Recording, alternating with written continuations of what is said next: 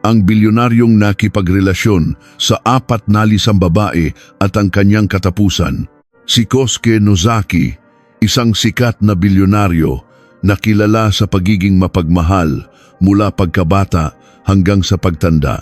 Handa siyang gumastos ng 3 bilyong yen para makipagrelasyon sa 4,000 iba't ibang babae at hindi nag-atubiling magbayad para pakasalan ang isang asawang halos kaedad na ng kanyang mga apo.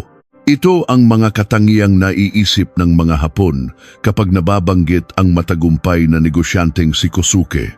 Ngunit isang di inaasahang pangyayari ang naganap sa edad na 77, 3 buwan lamang matapos pakasalan ang kanyang batang asawa.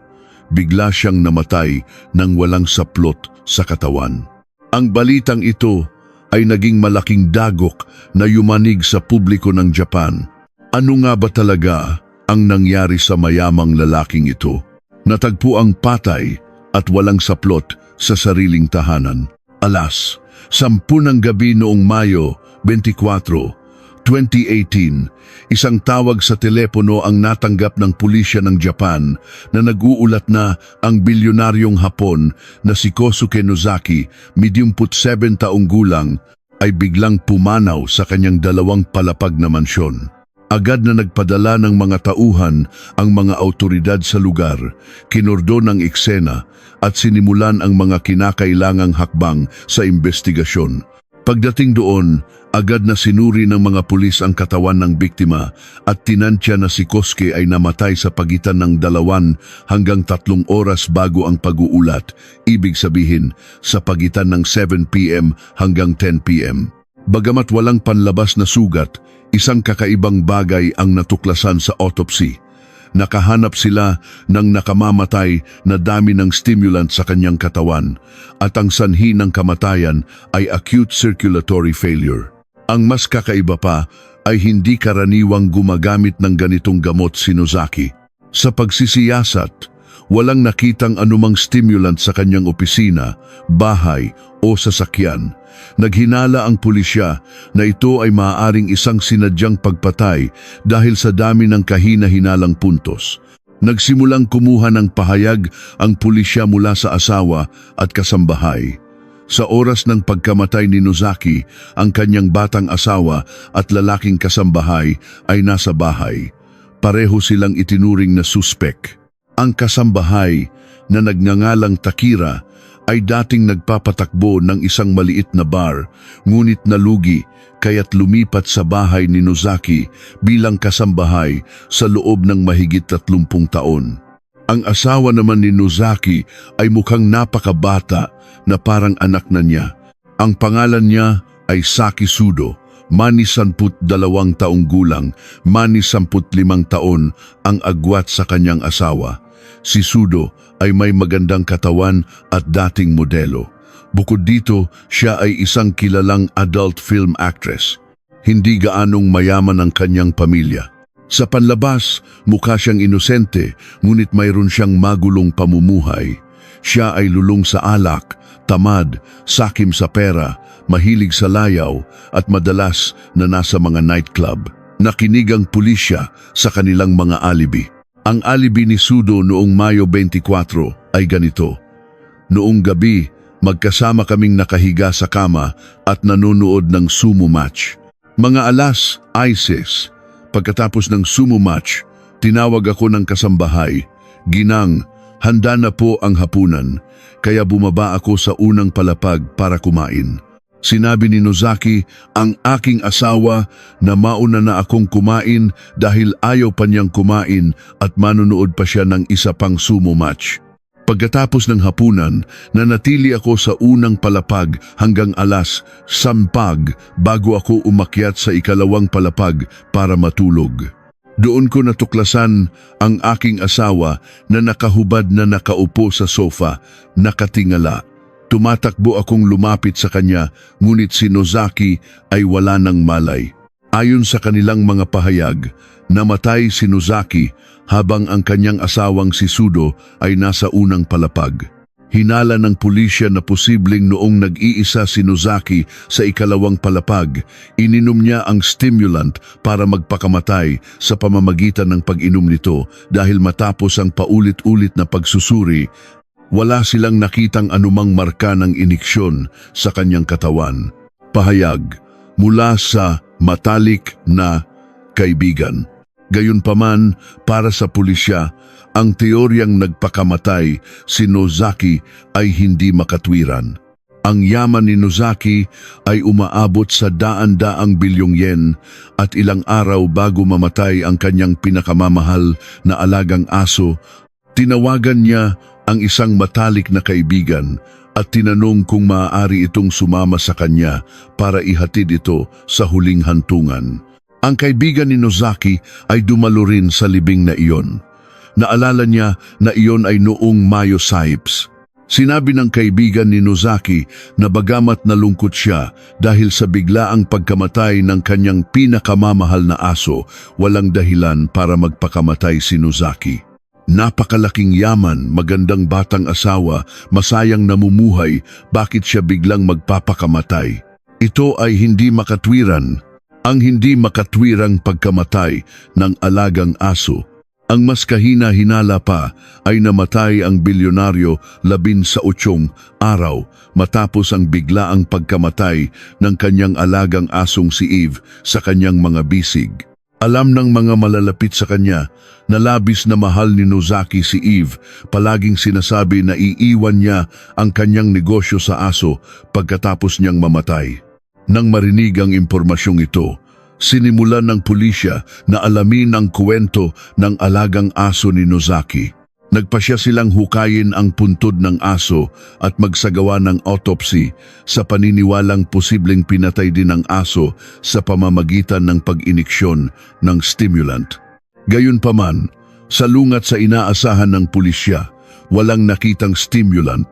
Ayon sa mga nakakakilala kay Nozaki, mas mahal pa niya ang kanyang aso kaysa sa kanyang batang asawa. Kahit habang nagtatrabaho, paminsan-minsan ay tumatawag si Nozaki sa bahay at tinatanong ang kasambahay kung maayos lang ang kanyang alaga. Opo, nagpapahinga po siya pero hindi gaanong kumakain. Bakit ayaw kumain ni Eve? Kapag nagutom o nagkasakit si Eve, sisipain kita agad palabas. May nakuha ba ang mga security camera? Nang suriin ang 8 kamera sa labas, kakaibang walang nakitang sino mang kahina-hinalang tao na sumusubok na pumasok mula sa labas.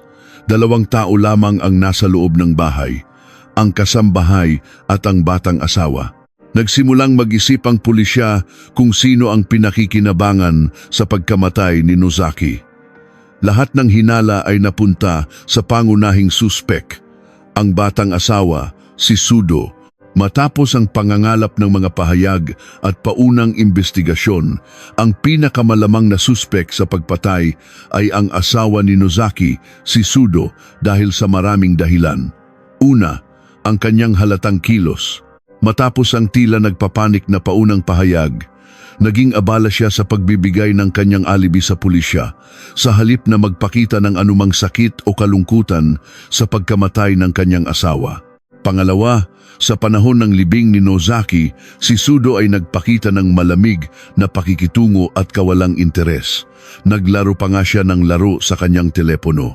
Pangatlo, pagkatapos mamatay ng kanyang asawa, hiniling ni Sudo sa isang art company na tasahin ng mga painting na pag-aari ni Nozaki.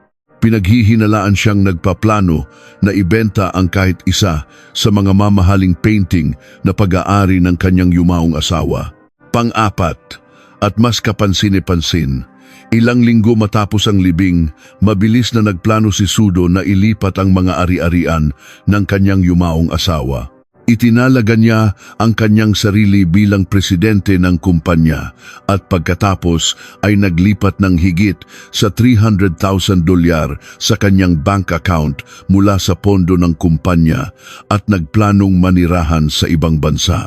Gayunpaman, iginiit ng asawang si Sudo na wala siyang dahilan para paghinalaan. Siya pa nga raw ang dehado sa pagkamatay ng kanyang asawa. Dahil sa likod ng kasal nila ni Nozaki, mayroong isang kondisyon na dapat magdeposito si Nozaki ng 1,000,000 yen sa bank account ni Sudo buwan-buwan simula sa araw ng kanilang kasal. Iginigit ni Sudo na ang pagkamatay ni Nozaki ay magdudulot sa kanya ng pagkalugi kapwa sa emosyonal at pinansyal na aspeto. Ngunit ang mga bagay ay tila hindi kasing simple ng paliwanag ng magandang batang asawa. Hindi nagtagal, nakahanap ang pulisya ng isang kahina-hinalang punto sa testamento na iniwan ni Nozaki. Nakasulat sa testamento na iiwan ni Nozaki ang 3.5 bilyong yen ng kanyang ari-arian sa kanyang asawang si Sudo. Bago siya mamatay, ang yaman ni Nozaki ay nasa humigit kumulang 5 bilyong yen. Ibig sabihin, halos lahat ng kanyang yaman ay iniwan niya sa kanyang asawa.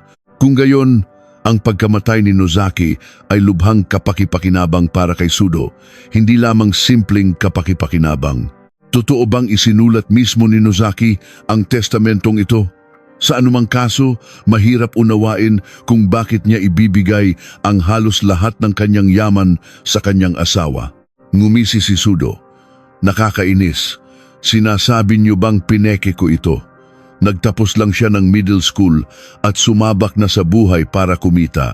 Pagkatapos ng middle school, nagtrabaho siya sa isang pandayan, isang kumpanya na nangongolekta ng iron powder at scrap iron para ibenta sa mga junk shop upang makapag-ipon. Dahil walang pera at hindi maganda ang itsura, walang babaeng naakit sa kanya. Mula noon, laging naiinggit si Nozaki sa mga mayayamang lalaki na laging umiinom kasama ang magagandang babae sa mga bar, habang ang refleksyon niya sa salamin ay kabaligtaran, parang isang bagay na lumabas sa isang horror film o isang malungkot na kwento. Isang araw, nakita ni Nozaki sa kabilang mesa ang isang pangit na lalaki na masayang kasama ang dalawang magagandang babae sa magkabilang tabi. Inilabas ng pangit na lalaking iyon ang ilang 10,000 yen na papel mula sa kanyang pitaka at isinuksok sa dibdib ng mga babae. Nang makita ang mga magagandang babae na tila masaya, napagtanto ni Nozaki na pera ang nagpapaikot sa lahat. Naisip ni Nozaki na kailangan niyang kumita ng pera sa anumang paraan. Kumita siya ng pera sa pamamagitan ng pagkolekta ng mga natirang scrap metal at bakal mula sa mga pabrika at pagbebenta nito sa mga junk shop. Para kumita ng dagdag, tinanggap niya ang trabaho na maghatid ng beer sa mga entertainment district sa gabi. Isang araw, habang naghahatid ng beer, nakakita siya ng isang puting bagay sa ilalim ng kanal at pinulot ito. Ito pala ay isang kondom. Biglang naisip ni Nozaki na bagamat alam ng lahat na nabibili ang kondom sa mga botika, nahihiya ang mga tao na pumunta doon para bumili. Kaya may kaunting tapang, bumili siya ng maramihan at nagsimulang magbenta ng kondom sa mga entertainment venue. Noong panahong iyon, ang suweldo ng isang ordinaryong empleyado sa opisina ay 16,000 yen, ngunit ang isang kahon ng 12 kondom ay nabebenta sa halagang 1,200 yen. Kumita si Nozaki ng malaking pera nang hindi iniisip kung gaano kadali siyang tuksuhin sa pagbebenta ng kondom. Iniwan niya ang pagiging empleyado sa isang liquor store at nagsimulang magbenta ng kondom ng seryoso. Ang taong kumita ng malaki sa pagbebenta ng kondom ay naisip na isugal ang kanyang buhay sa stock market. Muling kumita ng malaking pera si Nozaki mula sa stocks. Nang kumita siya ng sobrang daming pera na hindi na niya makontrol, naisip ni Nozaki na sinuswerte siya, kaya sinubukan niyang pasukin ang real estate market sa Tokyo para makita kung hanggang saan ang kanyang swerte. Kalaunan sa kanyang libro, nakapag-ipon si Nozaki ng napakaraming pera na sinabi niyang ang pinakamalaking sugal sa kanyang buhay ay ang pagpasok sa real estate market sa Tokyo. Bukod sa tagumpay sa real estate, pumasok din si Nozaki sa negosyo ng alak, sa sektor ng pananalapi at sa private lending market na naging isang kilalang self-made man sa Japan. Pagtupad sa kanyang pagnanasa at marangyang pamumuhay. Pagkatapos magtiis ng maraming pang-iinsulto noong kabataan niya, si Nozaki ngayon ay naging isang taong kayang bilhin ang sinumang magandang babae. Kalaunan, sinabi ni Nozaki sa isang reporter na nag-uulat tungkol sa kanyang tagumpay na nakipagrelasyon siya sa humigit kumulang 4,000 magagandang babae at gumastos ng halos 3 bilyong yen para sa kanila. At hindi siya nag-atubiling ipagmayabang na walang hindi nabibili ng pera. Ang kanyang memoir ay inilathala rin bilang isang libro na may pamagat na Ang Lalaking Bumili ng 4,000 Magagandang Babae sa halagang 3 bilyong yen noong Disyembre 2016. Isa pang libro ang inilathala noong Abril 2017 na may pamagat na Gusto Kong Matulog kasama ang magagandang babae hanggang sa mamatay ako. Si Nozaki, isang lalaking nahuhumaling sa mga babae, ay nakipagtalik sa isang 27 taong gulang na modelo sa kanyang bahay noong Pebrero 2016. At pagkatapos ay ninakawan ng 9 milyong yen na cash at mga mahahalagang metal na nagkakahalaga ng 54 milyong yen. Iniulat ito sa media. Sinagot ni Nozaki, "Barya lang yan. Bakit sila nagkakagulo? Hindi ko yan itinuturing na pera. Ituturing ko na lang na may nagturo sa akin ng isang aral sa buhay." Kahit na matapos manakawan ng malaking halaga, itinuring niya itong isang magandang karanasan sa buhay at naging mainit itong usapin. Paninirahan at pagpapakasal sa batang asawa.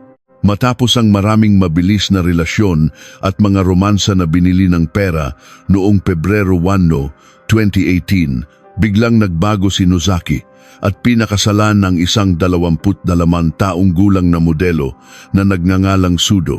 Ayon sa kanilang ibinahagi sa media tungkol sa kanilang tadhana, isang araw, nadulas si Nozaki sa airport at tinulungan siyang tumayo ni Sudo. Nagpasalamat siya at sinabing gusto niya itong imbitahan sa hapunan. Nagkamabutihan sila at nagkaibigan.